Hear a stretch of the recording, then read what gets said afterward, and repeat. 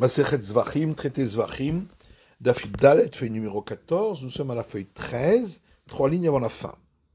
Leima Ketanae, la Gemara demande, va-t-on dire que le sujet dont nous avons parlé est en fait sujet à une discussion entre les maîtres du temps de la Mishnah. De Tanechada, parce qu'il y a une braïta qui dit Tvilat etzba mefagelet.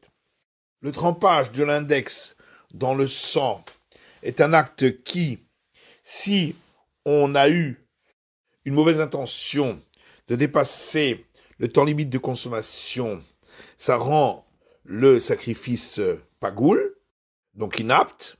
Bechatat, pour le sacrifice expiatoire. Vetania idar, et notre braïta dit l'homme fagelet. Ça ne rend pas le sacrifice pigoul inapte. Vélo mit pagelet. Également, si on a eu l'intention de faire cet acte de tremper l'index dans le sang après le temps imparti, ça ne rend pas non plus le sacrifice inapte. Maïlav Tanaï. Donc, n'est-ce pas, c'est bien une discussion entre les maîtres de la Mishnah, à savoir si on compare avec le sacrifice pacificatoire ou pas. La Gemara dit non. Tout le monde est d'accord qu'on ne compare pas au sacrifice pacificatoire à ce sujet. Ha-Rabanan, Ha-Rabbi Shimon. Ceux qui disent que ça rend le sacrifice inapte, c'est les sages. Et celui qui dit que ça rend pas inapte, c'est Rabbi Shimon, qui considère qu'une mauvaise intention, lorsqu'on amène le sang vers l'autel, ne rend pas le sacrifice inapte. Et là aussi, ça s'appelle comme amener le sang vers l'autel, lorsqu'on trempe le doigt dans le sang, puisque c'est pour ça qu'on le fait.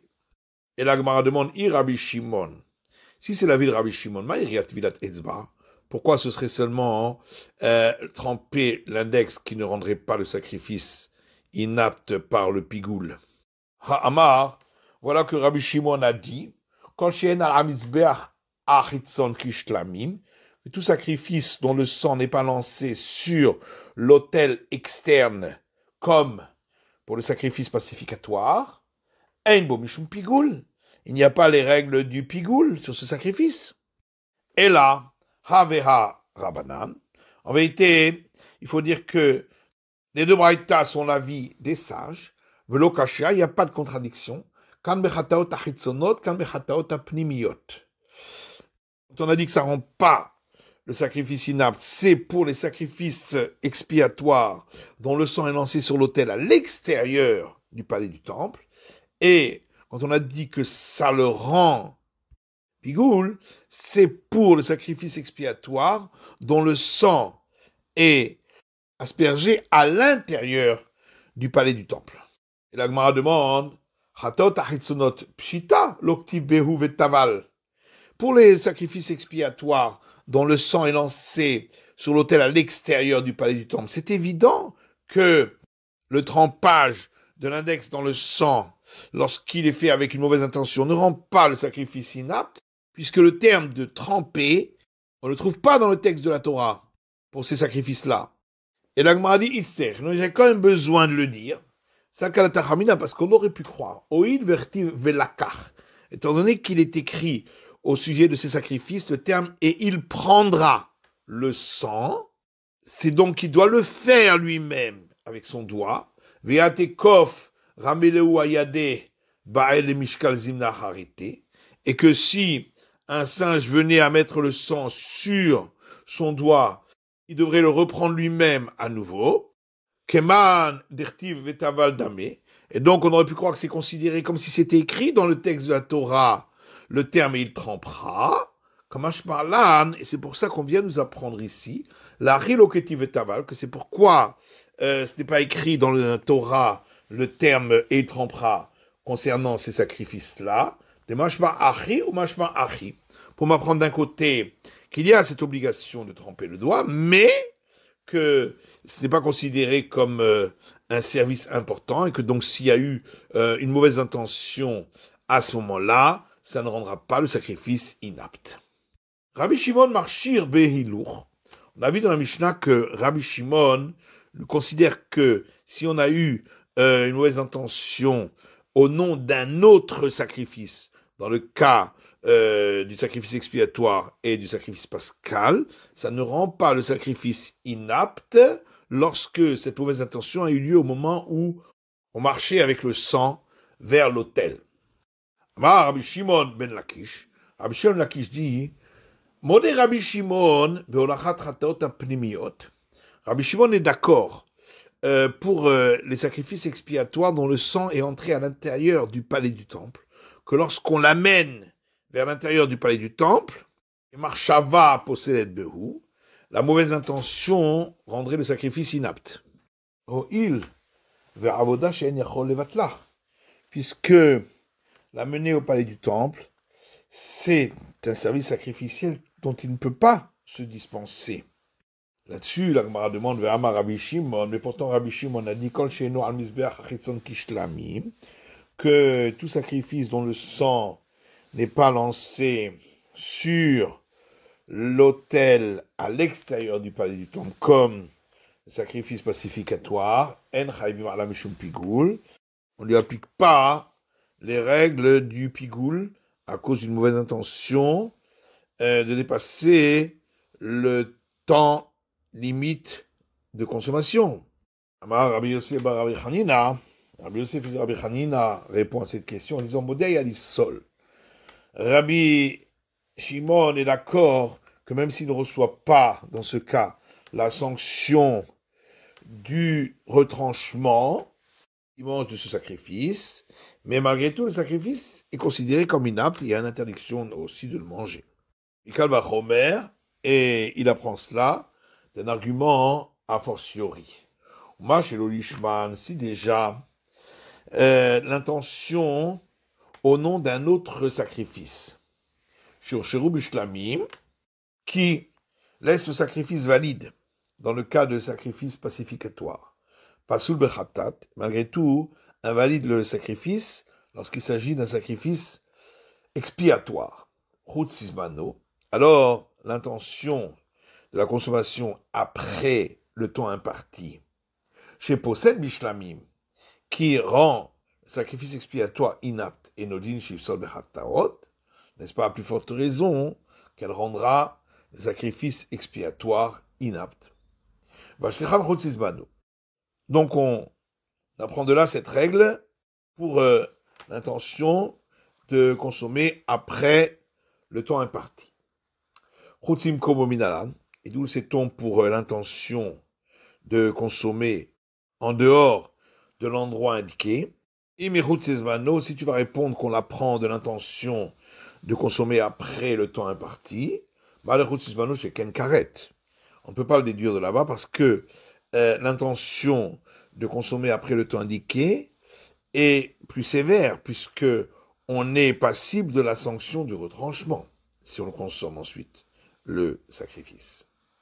Et si tu veux l'apprendre de l'intention au nom d'un autre sacrifice, c'est différent parce que cette intention-là, elle a la sévérité de s'appliquer également sur des sacrifices qui sont offerts sur un haut lieu à l'extérieur du temple. Alors que l'intention de consommer en dehors de son endroit n'existe pas concernant les hauts lieux, puisque partout c'est l'endroit indiqué. Là-dessus on répond chez l'Olishman B'Maï Noheg. L'intention au nom d'un autre sacrifice. Pour quel sacrifice elle rend inapte? Le Pessar Vechatat, pour le sacrifice pascal et le sacrifice expiatoire. Pessar Vechatat Bebaman au Karveu. Et de toute façon, le sacrifice pascal et le sacrifice expiatoire ne peuvent être offerts sur un haut lieu à l'extérieur du temple. Veiba et Tema, si tu veux, je peux donner une autre raison pour donner une interdiction dans le cas où il avait une intention en dehors de l'endroit indiqué, et Keshaou, en l'apprenant par une juxtaposition dans le texte de la Torah. Puisqu'il est écrit dans le Lévitique, Shelishi, si il a eu l'intention de consommer au 3e jour, donc après le délai indiqué, c'est Choutzizbano. Ça, c'est l'intention de consommer en dehors du temps indiqué. Pigoul, puis le verset dit, c'est pigoul, donc sacrifice est inapte, Zechutzim Komo. Et là, il s'agit de l'intention de consommer en dehors de son endroit indiqué. Donc on en déduit que ce qui s'applique à l'un s'applique à l'autre. Amar Rava, Rava dit, Imtin Tselomar Rabbi Shimon Savala Kebere. Si tu arrives à la conclusion que Rabbi Shimon pense comme son fils, Rabbi Lazar, fils de Rabbi Shimon, de Amar, qui a dit Ben Aoulam Ben Amizbeach Safon, que la partie de l'esplanade du temple qui se trouve entre l'autel et le hall du palais du temple, du côté nord, est considéré comme le nord de l'autel et on peut y faire l'abattage rituel des sacrifices expiatoires. Ça veut dire qu'on pourrait abattre rituellement juste devant le hall du palais du temple. Et donc, d'après Rabbi Shimon, une mauvaise intention au nom d'un autre sacrifice n'aurait un impact que au moment où il amène le sang des sacrifices expiatoires dont le sang est entré à l'intérieur du palais du temple, et la mupetachulam veliftim, que à partir de l'embrasure de la porte du hall, en allant vers l'intérieur du palais du temple. Et si tu arrives à la conclusion, ça va là que Rabbi Yehuda, que Rabbi Shimon pense comme Rabbi Yehuda, d'Amar Tor Azara Mekadesh, qui a dit que sur le sol de l'esplanade, c'est aussi sanctifié comme l'autel, et on peut y brûler ce qui est brûlé sur l'autel. Une mauvaise intention n'aurait un effet concernant lorsqu'on prend tous les Shabbats, les coupelles d'encens qui se trouvent sur les pains de proposition sur la table dans la grande salle du palais du temple, pour brûler ces encens sur l'autel à l'extérieur du temple. Et là, mi petach echal velachutz. Cette mauvaise intention n'aura d'effet que de l'embrasure de la porte de la grande salle du palais du temple, en allant vers l'extérieur, jusqu'à l'embrasure de la porte du hall, parce qu'après, on aurait pu brûler directement les encens sur le sol de l'esplanade. Et donc continuer à amener le sang jusqu'à l'autel n'est pas absolument nécessaire. Et si tu arrives à la conclusion, ça va que qu'il considère que la sainteté du hall et celle de la grande salle du temple, c'est la même, ce qui voudrait donc dire que la table avec les pains de proposition et les coupelles d'encens pourrait être placée dans le hall. Alors cette mauvaise intention n'aurait un effet que lorsqu'il va depuis l'embrasure du hall jusqu'à l'extérieur du palais du temple. Et si tu arrives à la conclusion que l'intérieur de l'embrasure du hall, c'est considéré comme le hall lui-même, donc on pourrait mettre la table à cet endroit, alors cette mauvaise intention n'aurait pas d'impact, même lors d'un pas qu'il ferait pour aller de l'embrasure du hall à l'esplanade qui est juste à l'extérieur. Et là, mais seulement lorsqu'il tend la main pour sortir la coupelle avec l'encens à l'extérieur. Et si tu arrives à la conclusion qu'il pense que c'est seulement lorsqu'il marche avec les pieds que c'est considéré comme un service sacrificiel, et pas lorsqu'il n'est pas en train de marcher, après cela, la mauvaise intention n'aura aucun effet à aucun moment. Amarle Abaye, la moreh de Rav Chisda. Abaye dit au porte-voix de Rav Chisda, lorsqu'il donnait le cours. Ba'imine me Rav Chisda, pose la question à Rav Chisda. Holacha bezar mahu, qu'est-ce qu'il en est si celui qui a marché pour apporter le sang jusqu'à l'autel était un étranger à la prêtrise. Amarle lui a répondu, Kshera, ce service sacrificiel est malgré tout valable. Umikram et Sayarini, il lui a dit, j'ai un passage des chroniques qui est un appui à ce que je viens de dire, qu'il y est écrit. Vaishratu et à Pessah. Et ils ont abattu rituellement le sacrifice pascal. Vaizreku à Kohanim et Hadam. Et les prêtres ont lancé le sang du sacrifice pascal, miyadam, de la main de eux, c'est-à-dire des abatteurs rituels. Valevim afshitim. Et les Lévites ont dépouillé les bêtes. Donc ça veut bien dire que ce sont ceux qui ont abattu rituellement les sacrifices qui ont apporté le sang jusqu'au prêtre pour le lancer sur l'autel. Or, l'abattage rituel peut être fait par quelqu'un qui n'est pas un prêtre. Donc on voit que même les non-prêtres peuvent apporter le sang jusqu'à l'autel. Motiv Rav Shechet. Sur Rav Shechet objecte à partir d'une braïta qui dit Zar, celui qui n'est pas un prêtre, Ve Onan, ou celui qui a perdu un proche et on est le jour du décès. Shikor, ou un prêtre ivre, ou Baalmoum, ou un qui a un défaut.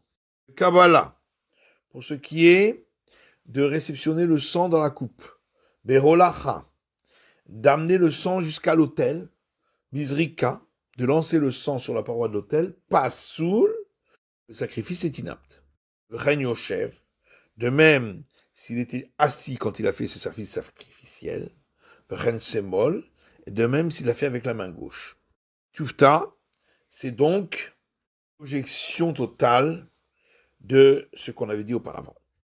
Et la Gemara demande à Rav Chizda Kirakama, mais pourtant Rav Chizda a rapporté un verset. Et on répond des Ravin Maaseh Itztaba, que le verset vient juste dire que les abatteurs rituels se sont tenus immobiles comme des poteaux, en portant la coupe de sang, mais ils ne l'ont pas amené vers l'autel. Rabba et Rav Yosef d'Amre Tarvayu. Rabba et Rav Yosef disent tous deux, Holacha Bezar, que si on a amené le sang à l'autel par un non-prêtre, Machloket Rabbi Shimon et Rabbanan.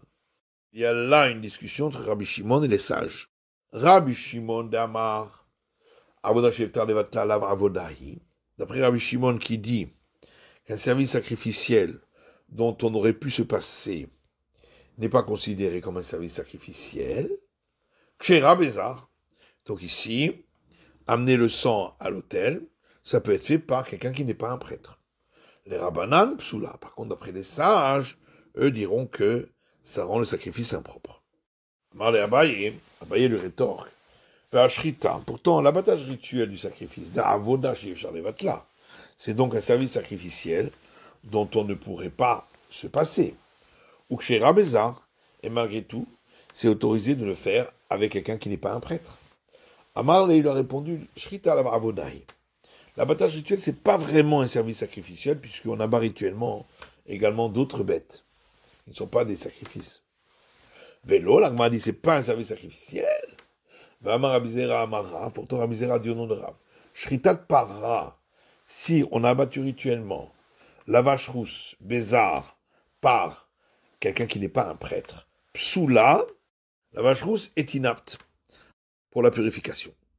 Ve'amar Rav Alav, et Rav dit là-dessus, El Azar ve'chukak tivba, parce que dans le texte de la Torah, il est écrit à ce sujet que c'était fait par Elazar, qui est un prêtre, et c'est écrit au début du passage, c'est la loi de la Torah. Chaque fois que c'est écrit le terme loi, si on le fait autrement, c'est invalide. La Gemara répond, j'en ai pas rare. La vache rousse, c'est différent. Les Kochebedekabaiti, car ça fait partie des éléments consacrés uniquement pour l'intendance du temple, et pas pour l'autel. La Gemara dit, là, Kol Dechenu, mais n'est-ce pas qu'il y a ici un argument a fortiori? Pour ce qui est consacré pour l'intendance du temple, on considère que l'abattage rituel est un acte du service. Alors pour ce qui est consacré pour être offert sur l'autel, lav avodahi, est-ce qu'on va dire que c'est pas considéré comme un acte du service? Rav Shisha, Bere de Ravidi, Rav Shisha, fils de Ravidi, répond, Midedava Marot Negaim, que l'abattage rituel de la vache rousse, ça ressemble à regarder la couleur des plaies de lèpre pour voir si elles sont impures, de l'Avravodaï, qui n'est pas un acte du service, ou Baya Kehuna. Il y a quand même besoin d'un prêtre pour le faire. Donc ici aussi pour la vache rousse. La Gemara demande Vari Olachat Evarim le Kevesh. Mais voici, amener les membres du sacrifice de l'Holocauste jusqu'à la rampe de l'autel d'Avoda Shefchar Levatlahi. C'est donc un service sacrificiel dont on pourrait se passer en dépeçant la bête juste devant la rampe de l'autel. Ou Psula Bézar. Et malgré tout, c'est inapte si ça a été fait par quelqu'un qui n'est pas un prêtre. Dirti veikri va kohen et akol veikti ramizbecha. Comme c'est écrit dans le Lévitique. Et le prêtre approchera le tout et il le brûlera sur l'autel. Vers Marmar, et on a un enseignement qui dit Zolachat Evarim le Kevesh. Ça, c'est apporter les membres du sacrifice à la rampe de l'autel. Et on voit que c'est le prêtre qui doit le faire. Et la Gemara répond Echad égale égalé, Echad lo galé, lo galé. Là où la Torah a clairement dit que ça doit être fait par un prêtre, alors ça doit être fait par un prêtre. Mais là où la Torah ne l'a pas dit, puisqu'il s'agit d'un service sacrificiel dont on pourrait se passer, on n'a pas besoin d'un prêtre. Et la Gemara demande Velav kol dechenhu, mais n'y a-t-il pas là un argument a fortiori? Uma olachat evarim le kevesh, si déjà apporter les membres du sacrifice jusqu'à la rampe de l'autel. De l'homme akva kapara, qui si elle n'a pas lieu, n'empêche pas l'expiation. Baya kehuna, et malgré tout on a besoin d'un prêtre pour le faire. Olachat dam de ma'akva kapara, alors apporter le sang jusqu'à l'autel, qui s'il n'avait pas été effectué empêcherait l'expiation. L'okol sheken, n'est-ce pas à plus forte raison que ça doit être fait par un prêtre. Itman ami, et on a effectivement un enseignement qui dit également cela. Marula amar Rabbi Elazar, ou la dionon Rabbi Elazar, holacha bezar psula afilu le Rabbi Shimon. Apporter le sang jusqu'à l'autel par un non-prêtre, ça rend le sacrifice inapte, même d'après Rabbi Shimon.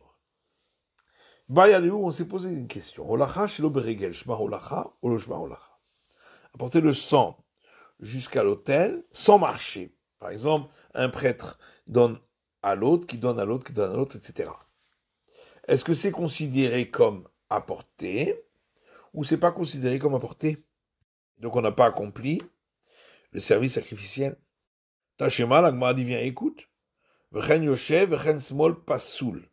De même, si ces services sacrificiels avaient été faits par quelqu'un qui est assis, v'chen semol, ou avec la main gauche, pasoul, c'est pas valable.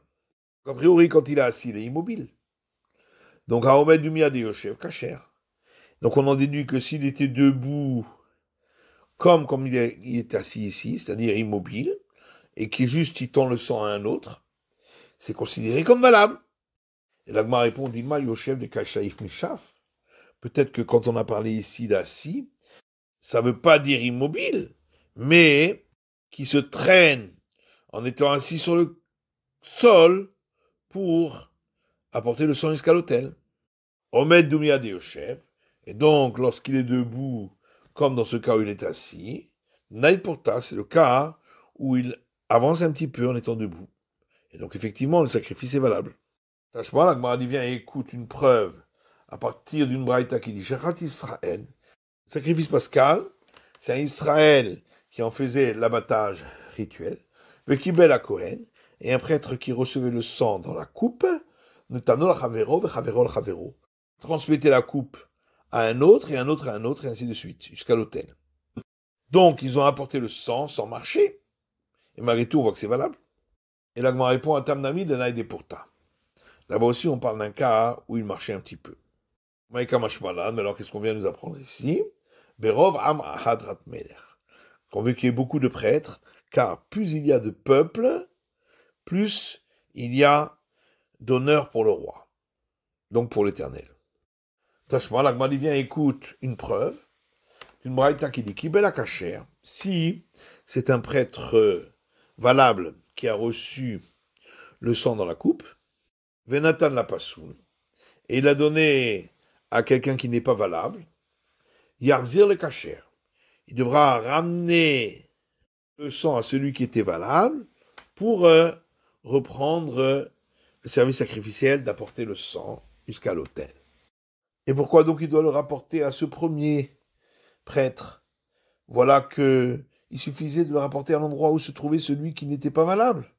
Donc c'est bien une preuve que ce qu'avait fait le premier prêtre n'était pas valable, puisqu'il a tendu le sang à l'autre sans marcher. Et donc, apporter sans marcher n'est pas considéré comme le service sacrificiel de marché.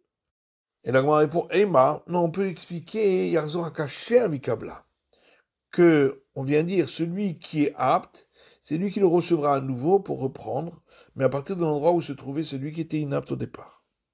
Itma, il y a un enseignement qui dit, Amarula Amar Rabbi Yochanan, Oula Dionon Rabbi Yochanan, Holacha Shelo Beregel Loshma Holacha. Apporter le sang jusqu'à l'autel sans marcher, ça s'appelle pas apporter. C'est la fin de l'étude du Daf Yud Dalet de la feuille numéro 14.